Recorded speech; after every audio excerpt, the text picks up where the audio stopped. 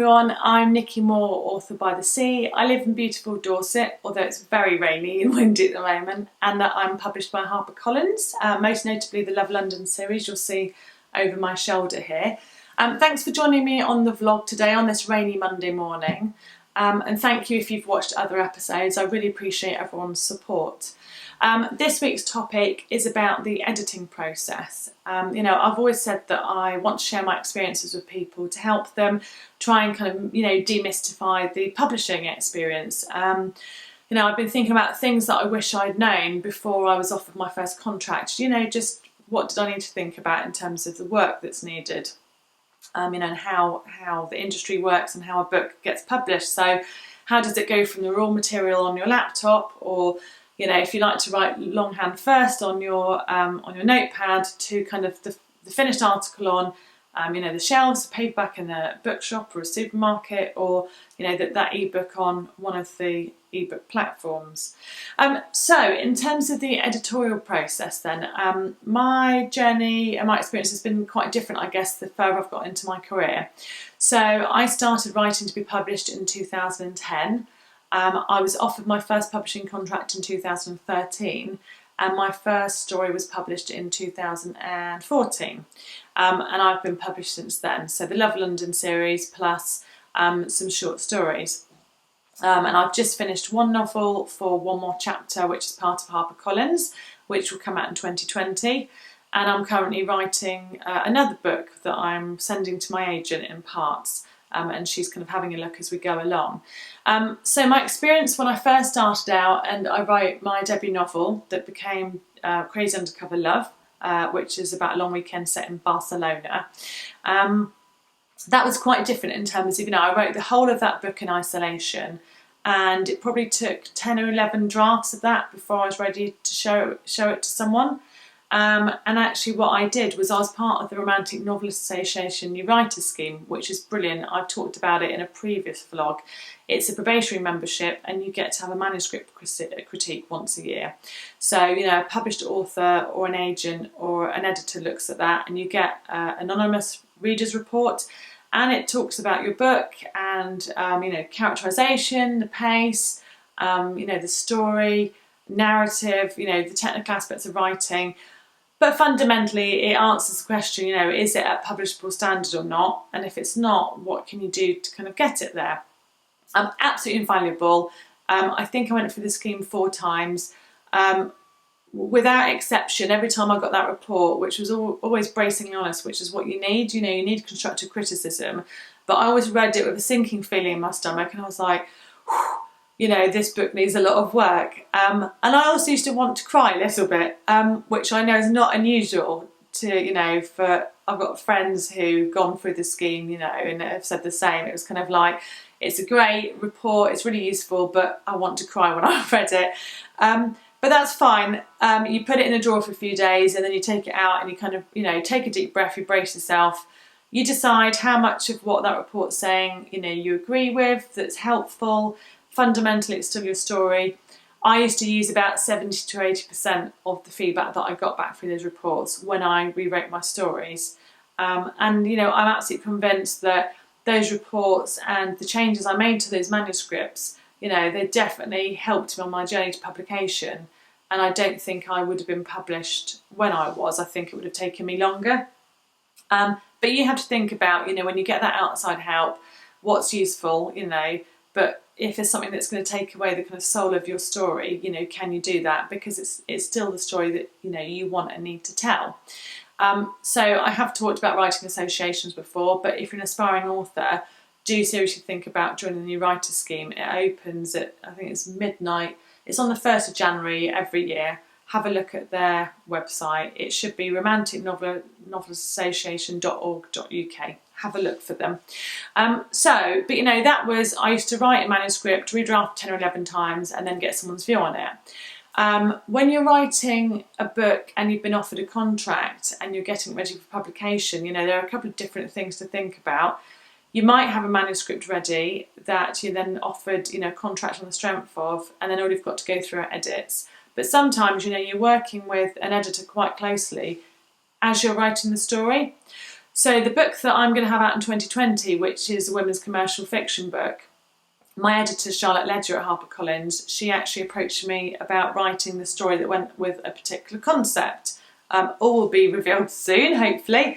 I then went to meet with her and we spent some time thinking through, you know, the location for that book, who the main characters might be, their kind of ages, some of the main, the kind of key events of that story. And I then spent 3 years. It took a really long time. I had lots of personal things going on, but I spent 3 years writing that story, and there was input from Charlotte along the way. You know, I used to send her maybe a few chapters at a time, and then she'd email me back with suggestions, or we'd have a call and discuss it. So it was a really collaborative process, which was amazing. I've thoroughly enjoyed it. But say you get to the point where you have a manuscript and, you know, you're sharing it with your editor and kind of you're ready to go forward with that and trying to get it to publication. I just want to share the kind of key components with you that you'll need to think about. So the first thing is structural edits. So this has been my experience. Once I've got a manuscript that I know I'm sharing with my editor, she will have a read of it, and I spend weeks checking my emails, probably 4 or 5 times a day, because I'm just thinking, I just want to know what she thinks. There are highs and lows when you're writing a book. You know, you have great highs where you have a great writing session, you think, oh, I love this story, it's coming together, the characters are great, it's really working. And then you have low points where you think, this is a heap of rubbish. I definitely have that feeling. Normally when I'm at the kind of 40 to 60,000 word part of a 100,000 word book, I just think, I don't want to write this anymore, I hate it. And I know that's completely common among other writers that I'm friends with, and you know, if you're feeling that way, it's normal, it's natural. You just have to grit your teeth and get through that feeling, is the only thing I can really say to you. Don't abandon the book because it's become too hard. Just grit your teeth, just keep going.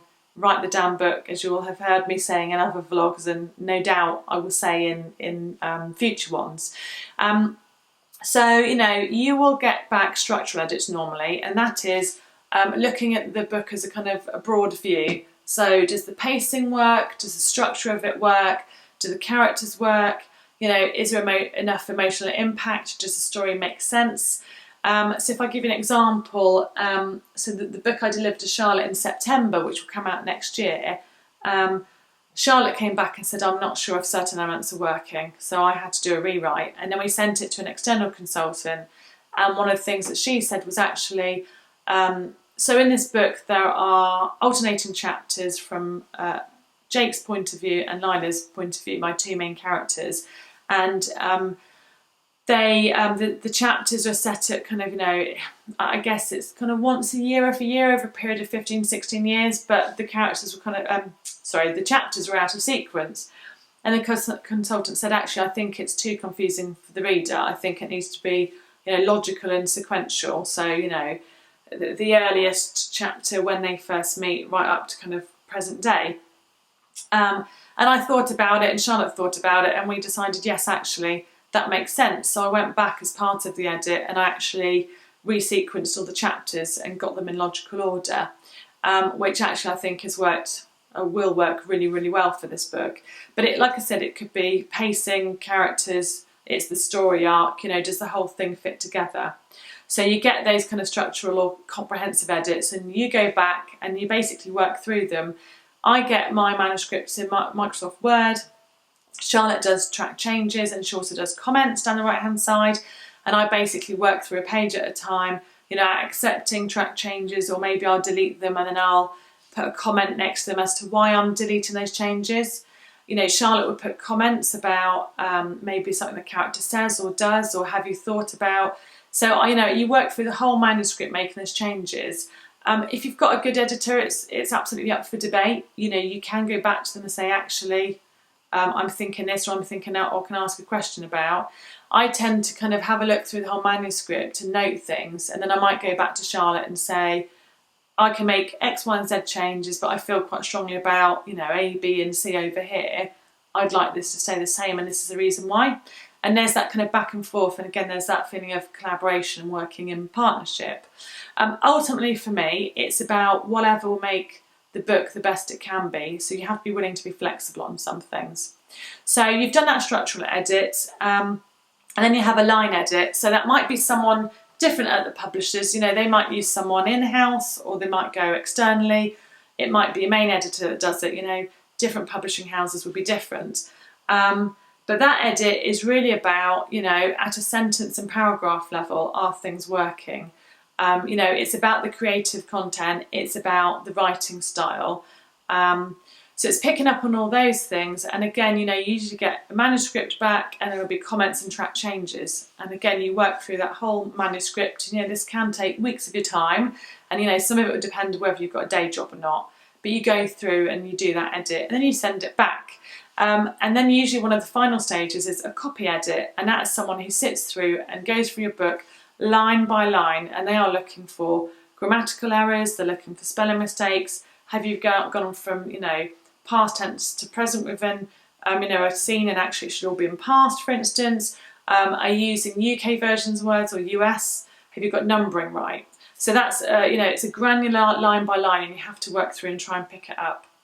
And then what happens normally is it's printed up, and you've got an advanced copy. So, you know, you have to proofread it. So it's kind of starting to look like a book, and you then go through line by line, picking up anything about inconsistencies, spelling, etc. Once it's been proofread, you're then pretty much at the finished article, and your book is ready to be printed properly, a print run, or it's ready to be put into an ebook format. So I hope that's been helpful to you, and it demystifies a bit. Thank you for watching the vlog today. Please get in contact with me on Twitter. My handle's up here. There are also some more contact details at the end of the vlog. I look forward to seeing you next week, hopefully. Stay safe and go happy out there. Bye.